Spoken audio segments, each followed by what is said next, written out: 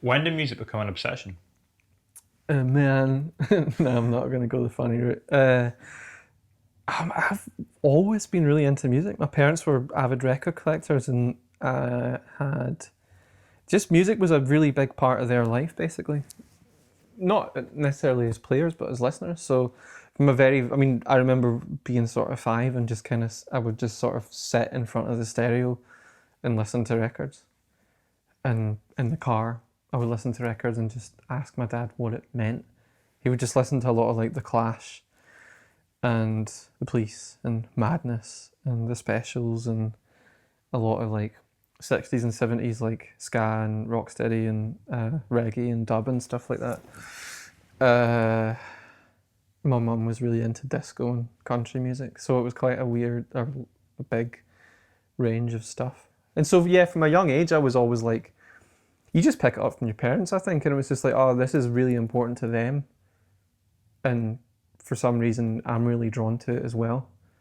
Uh, so I was always a big, and then obviously like in school, it's like it was a way to like identify yourself. It was a way to like show your identity, whether being like even like P.Iii, 4. I remember making pals, like good pals that I still know to this day through just being like, oh, I like Madness. Do you like Madness? Oh, I like Blur. Do you like Blur? And then we'd just be pals, and that was it. And then I think about P6, P7 was the whole like mosher thing, and I got really into like pop punk and skateboarding, and you sort of identify, by dressing a certain way, and then that's when I got into guitar as well when I was like 11. And yeah, just I sort of always have been. It's just always been a big part of my life, really. Yeah. You're working on some solo stuff at the moment. hmm Are there any aspects of yourself and like your personality that you feel is present in that has never been present in your musical expression previously? It's I feel like there's an element that was present in my very early musical works that is now present again, because I feel that I got kind of sidetracked by external pressures in the industry, so to speak, that I quite honestly feel like I wasn't really being myself in a lot of ways, and was also quite aware of that, which is why the second album was so different to the first one, I think. Uh, How and does it's, that impact your relationship to the music that you've made then? it makes you hate it. It makes you think that it's rubbish. Or no, in fact, that's not true. You go through phases of being like, oh yeah, that was good, or that's not so good, and then you listen again and you're like, actually, do you know what? That was good. That was good. But I just feel I'm now at a point where it's like I've been through it a few times now, and it's kind of like I know, or I feel more comfortable to let myself be myself in the same way that I did when I was 17, 18, when you're like so young that you just don't give a fuck, and you're not aware of the industry and managers and agents and publishers and labels and all that shit, and then you become aware of it and you become aware of the like game of it all, and you get too sucked into it, and it's fucking horrible, and I hated it. I didn't like that side of things at all. Yeah, I don't know. I just feel now I'm just sort of happier in myself and more in touch with um the sort of the wee small me that's like always been inside.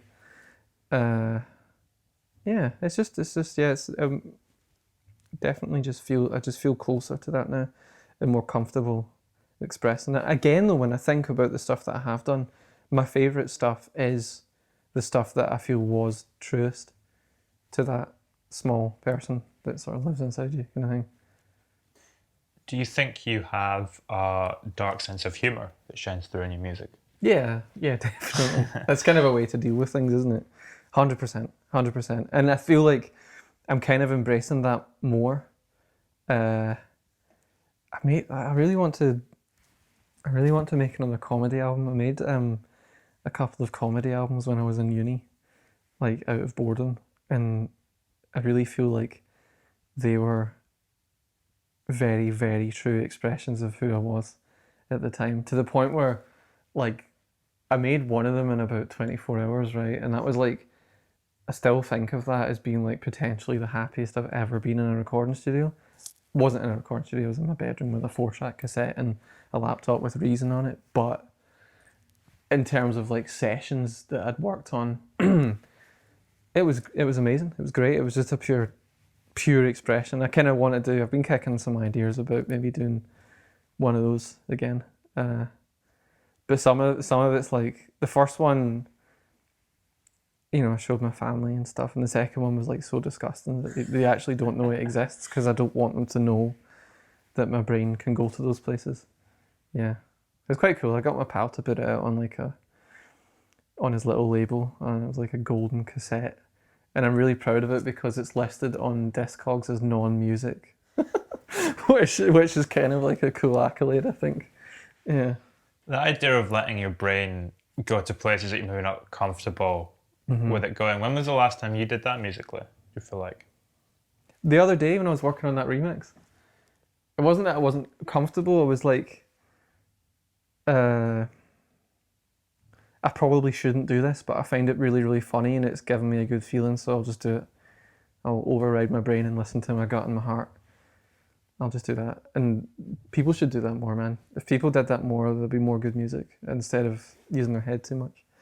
Use your head later, like in the moment, just go for it. And then if you need to use your head later to fix it up, or if something's really bugging you, then it will become apparent to you and then you can edit it. But in the moment, just let it be. Like let it breathe and let it take you somewhere, because it's also much more fun that way. There's a line on the Slow Weather project where you say, "You're an optimist, I'm a realist." Mm-hmm. Taking that at face value, how do you see that realist side to yourself manifest itself in the music that you make or your creative process? Well, I think I'm kind of too. I mean, to be honest, that might have been Annie's line. I can't really remember. Or one of them was. I think you sing it, but I don't know who wrote it, obviously. Yeah, I mean, I think it was just like maybe talking about me and Annie in that moment, like just like, oh well, I'm like, yeah, let's make a record and we'll play in New York. We're gonna do it. We're gonna make a record that like we can just go, we can go and live this life that we want to live through this music. And I guess Annie or I at the same time is also really realistic about it and being like, well, it's probably only going to get like a few thousand plays and, maybe like a small handful of people in Scotland and maybe slightly further afield will care about it. So there's the realistic aspect of it. And also we're both like, yeah, and then we'd have to like engage with all the promotional side of things and neither of us have any interest in that at all. Like we just want to make records and we haven't even played it live. We've never played it live. Nor do we have that much of an interest in doing so. I think we're going to write more together, but I don't think maybe we will down the line. I mean, it was lockdown anyway. It's not like we could have played live, but yeah, it's just that the two sides of the coin, the like unbridled optimist, like we're going to, let's make a record that like takes us around the world and just opens up all these doors and allows us to express ourselves in ways that we haven't before. And then there's a realist like, oh yeah, but then if you want anyone to listen to it, you have to have a social media page and you have to do all this and do all that and deal with all these like parasites and horrible people and yeah, play that game. And it's kind of, yeah, so that's I think probably what we were going for. We've kind of touched on that idea of the industry a few times now and the downsides to it. Mm-hmm. How often in your career has that become unbalanced and gone too far in the negative direction? And have you been forced to play into that too much? Well, I feel like the first Catholic Action album sort of period was a bit of a rude awakening in terms of like learning about the industry and that side of things, because we had basically put out like 11 tracks in a year that would self-recorded on Fuzzkill Records, just on cassettes, and we'd book our own tours and play our own gigs. Very DIY ethos. It was 100%, yeah, like that kind of thing, and we'd just do stuff because we felt like doing it because it was fun. And then, agents and managers and labels and stuff started to get involved, and it was much more calculated and just not very fun, because you have to deal with the like reality of the numbers and the reality of like the whole. And I was always really, really cynical about that whole like indie pop world thing anyway. Like that was not the kind of music that I was into, and I felt that I was being pressured into playing music and making music that wasn't necessarily true to who I was as a person, and it was really soul destroying. Like indie pop sweatshop. exactly, yeah, exactly. It was, and it just wasn't. And it was so hard as well, because it was like, oh, I'm working on something that's like sort of doing quite well, and it's like I'm doing the things that I wanted to do, but at my core it doesn't like, not all of it, because some of it's good and I'm really proud of it. I'm really proud of a lot of the stuff that we did, and we had some amazing times, and like we done a lot of amazing things that, you know, but there was the industry side to it that for a large part I just didn't enjoy at all. Like it really didn't interest me, and I felt that we got quickly like pushed down this sort of Radio 1 kind of indie thing that just wasn't who we were. And like you know, like people just didn't get the whole Rita Ora thing. It's like, it's a joke. Like obviously it's a total piss take, but people didn't get it. She didn't get it. You know, she thought it was her new theme tune or whatever. Fuck it though. Like I think it's funny. I think that's really, really funny. We thought it was hilarious. Does that make the joke funny, or if other people don't get it? It made it funny for us, but then people want you to make more music like that. And you're like, oh no, I don't want to do that. I don't want to. I just felt we got sucked into a world that was of no interest to us, and that dealing with people that. But equally, I maybe thought it was a lot less popular than it was. You know, maybe I just wasn't aware of quite how poppy the songs I was writing were. So there's two sides to it, you know. It's just interesting. I'm glad I had that experience, but I would just the whole like indie pop buzz band cycle is just, it's like, you know, whereas 10 years ago, whatever, it would maybe last a few months. Now it's like half a day. It's like a blog post. That's your the cycle of buzz, and almost no one follows up.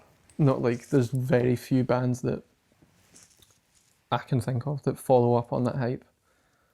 Like I actually can't think of any guitar bands right now that, to my mind, have followed up. Phoebe Bridgers followed up on the hype. I think she's amazing. Who else? What about like more conceptual stuff like Black Country New Road? Did you ever get into that?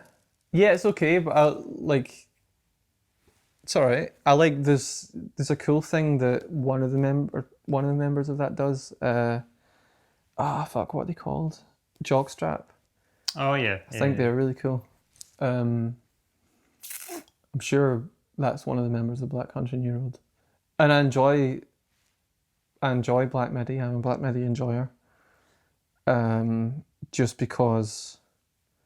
Is enjoy the word for Black Midi? Yeah, man. I went to see them last week, and I was just progging out. Like they won't admit it in interviews, but it's like, this is really like tickling my King Crimson bone. You know, like I'm really. I was just progging out. It was great. And I think there's so much humour in their music as well that people. I don't know. I think people think they take themselves really seriously, and they do. But it's so like, I feel like they're kind of trolling people in a way. Like is it the same as Rita Ora and people not getting the joke? Kind of a little bit. I mean, it's not really a joke either. But there's definitely a lot of humour and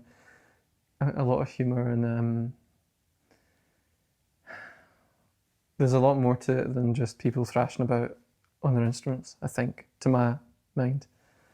Yeah, I'm trying to think. I don't mean to be, because there's always so much good music out there. I just think I just wish people would be less concerned about ticking the boxes that they feel they have to tick, and be more concerned with just expressing themselves in the purest form that they can, because that's real art, and I think that's what really connects with people. There's too much. People are, I feel, are a bit too calculated these days.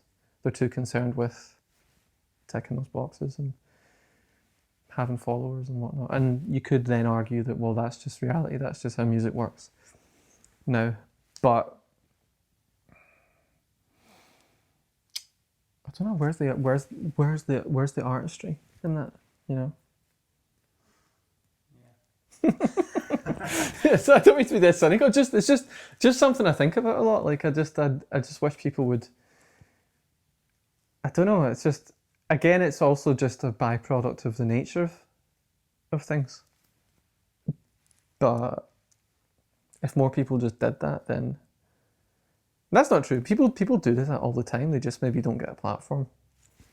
Yeah. So it's that trade-off. It's doing, because you have to. That's the thing I learned a lot about dealing with doing the sort of industry side of things with Catholic Action, is like you have to kind of accept that is reality to an extent, and it's like you have to be willing to do. And this is how it worked out by the time we'd done the first album stuff. It was like I'd found somewhere where I was comfortable dealing with that side of things, but also still feeling like I could express myself in a way that was true to me. Yeah, so it's just learning that you need to play the game to an extent, but what extent are you comfortable with? And at the end of the day, it's like, do you really want to be like toppermost of the poppermost if it means you have to sell your soul and like do things that you hate, basically, you know? Whereas if you want to, you know, and if you're comfortable doing all those things and making really mediocre music that you know is only good for being played over the speaker at McDonald's, then more power to you. Go and do that. But if you want to make something that's really true to you as a person, then you have to be prepared to maybe not have as big a stage for that. And if you can do both, then that's the golden ticket. Phoebe Bridgers, yeah. If you can do both, then that's the golden ticket. Yeah. Just can't think of an overly huge amount of people that are doing that. I don't think. I don't know. I'm also just quite sleepy right now, so if it was a few hours' time, then I'd probably be reeling off a list of really great artists. But right now I can't because I'm tired. Yeah.